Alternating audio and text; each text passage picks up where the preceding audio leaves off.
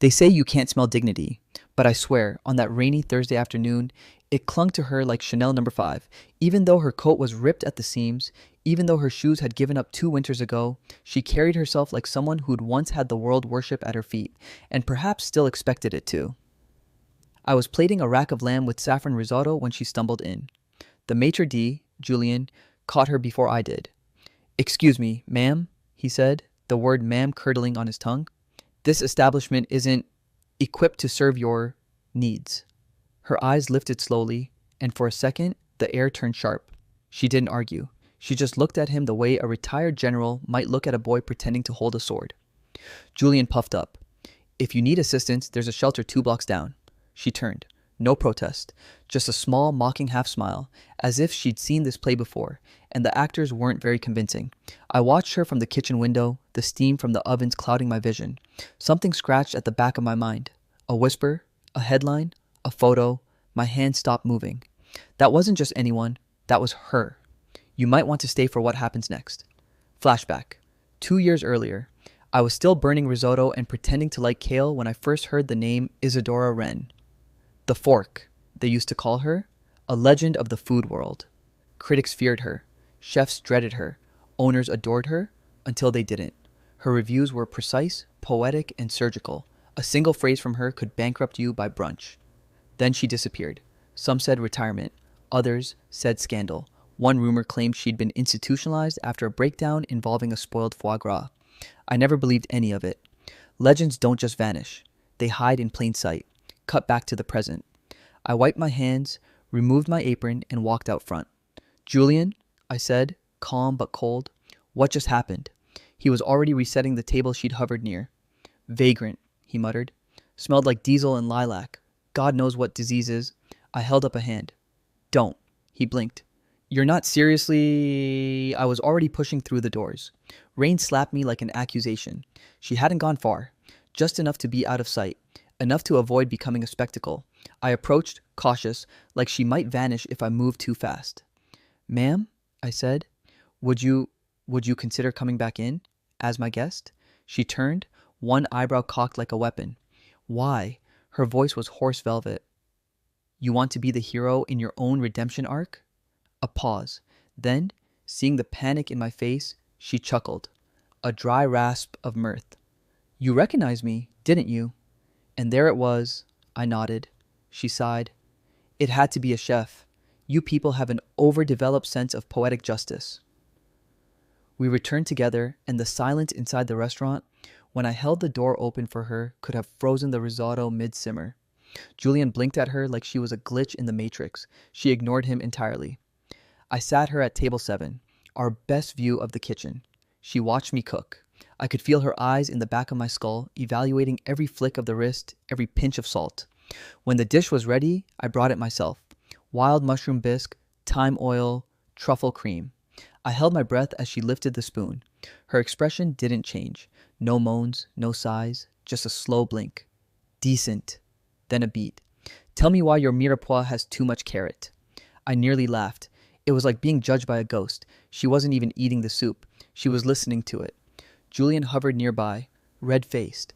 "If she," he whispered, "if she causes a scene or if a guest complains, then they'll leave with the story," I said, "the kind you can't buy with Yelp stars." Later that night, after the last dish had been served and the last guest had gone home with their carefully curated experience, she remained. I brought her tea, chamomile with lavender honey. "You used to destroy people," I said, unable to help myself. She smiled faintly. "Only those who built their empires on arrogance." I hesitated. "So why did you vanish?" She sipped. "I didn't. The world stopped looking. You reach a certain age and suddenly you're invisible. My words stopped mattering. Editors moved on. The new blood wanted TikTok foodies and clickbait critics." Her hand trembled slightly. "But food still matters." I sat down opposite her. "You still matter." That was when she fixed me with a look so sharp I could almost feel my bones being rearranged. "Then prove it." And just like that, I knew. This wasn't a pity dinner. This was a test. The next day, she returned. Not as a guest, as a presence. She sat at table 7 again, took notes, said little. Julian fumed silently, but didn't dare challenge me this time. Over the week, rumors began to circulate. Some of the regulars claimed she looked familiar. A few guessed. None believed it, and she didn't confirm. She simply observed. Occasionally, she asked for things off menu. Make me what you think love tastes like. Give me a dish that tastes like regret. Cook me something that would make your mother cry. I didn't always succeed. Once she spat out a spoonful of my lemon tart and muttered, more apology than flavor. I spent that night rewriting the entire dessert menu. On the seventh day, she brought a notebook, leather-bound, weathered. She placed it on the table and waited until I came to collect her plate. Read, she said. Inside were notes, reviews, not just of our restaurant, but of others. Restaurants long forgotten, ones I had admired from afar. Each page was a reckoning. She looked me dead in the eye. I'm going to publish again, just once, one final review. My stomach dropped. I had seen what her pen could do. She sipped the soup I'd served, a rustic lentil with chorizo oil, and gave a small nod. But this time, she said, I won't publish in the Times or Foodie Digest. I'll post it where it matters most. Where's that? I asked. Where the people go when they want truth served hot, she replied, tapping her phone. Online. I didn't sleep that night. I kept checking our Google reviews, Instagram DMs, Reddit threads. Nothing. Then the blog post dropped. You wouldn't believe what she wrote. The title hit like a frying pan to the face. The Fork Returns, a meal from the edge of obscurity. Underneath it, a photo, not of the food, not of the restaurant, but of me, in mid-cook, steam coiling around my face like a crown. Her words were surgical, intimate, and terrifyingly precise. In a city bloated with theatrical plating and exhausted trends, one kitchen quietly wages war with mediocrity. Sterling's, yes, named without irony, is what happens when ambition meets humility and flirts dangerously with art. She praised the broth, a soup that whispered its ancestry in every spoonful. She mocked the flatware. Like kissing with braces, she shredded our lighting, fair, but called the experience a ghost story of redemption told in scent and spice. She didn't name me outright. She called me the boy with the quiet flame. When I read that, something in me cracked and poured out. The internet lost its collective mind. Within hours, reservations surged. Local influencers booked tables. A travel vlogger from Denmark showed up unannounced and filmed her entire meal while crying softly during dessert. And Isadora returned each day, like a queen walking the perimeter of her reclaimed kingdom. Julian adjusted, painfully. He no longer referred to her as the woman. Now it was Miss Wren. The rest of the staff moved with reverence. They started calling Table 7 the throne. But she wasn't content with being a relic reborn. She had a plan, and I, apparently, was part of it. You're not ready, she told me one afternoon after critiquing my pan reduction. I bristled. I've trained in Lyon. I've apprenticed under... She cut me off. This isn't about knife skills. It's about narrative. You want to be the dish or the story? I didn't answer. She leaned in. You're not cooking for mouths anymore. You're cooking for memory, for myth. I laughed. You really think food can do all that? No, she said, but people can, and food is the string we tie between us. And then things got complicated. 2 weeks after the blog post went viral, we received an invitation.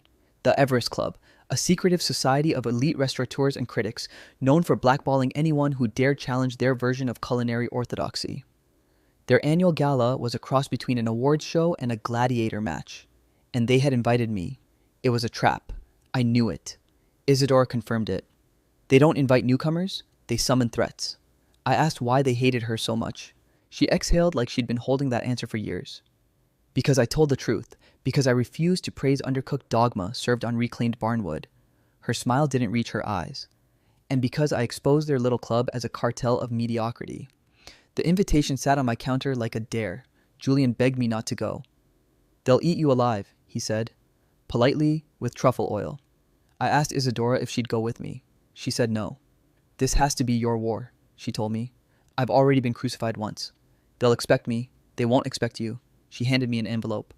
Inside is a recipe. You get one shot. Make it count. The night of the gala, I dressed like someone I didn't recognize. Tailored suit, hair actually combed. I walked in alone, but her voice echoed in my head. Confidence isn't volume.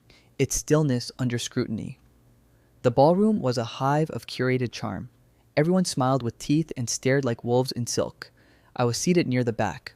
Polite disrespect. The theme for the evening was memory and innovation.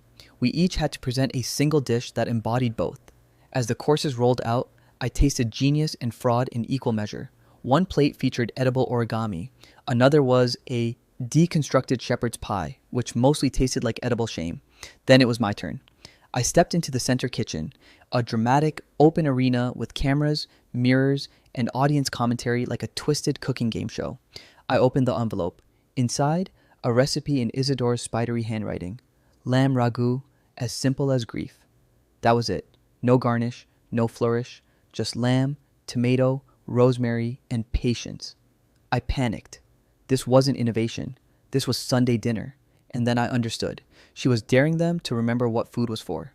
I cooked slowly, intentionally. I didn't show off. I didn't flambe. I layered the ragu with the kind of care you usually reserve for apologies and last words. When it was done, I served it in a plain ceramic bowl with a single torn basil leaf on top. The judges stared. One sniffed, another rolled her eyes. The lead critic, a man with a voice like chilled vermouth, asked, "What am I supposed to feel from this?" I answered quietly, "Home, regret, love, whatever you've been starving for." Silence. Then one judge took a bite, then another, and slowly, like thawing stone, they changed. No one spoke, but no one spat it out either. The lead critic stared at me, unreadable. "You studied under Wren, didn't you?" I hesitated.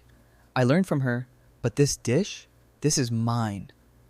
Afterward, the votes were cast. I didn't win. Of course not. The award went to someone who served nitrogen-frozen tears of joy on a slate tablet.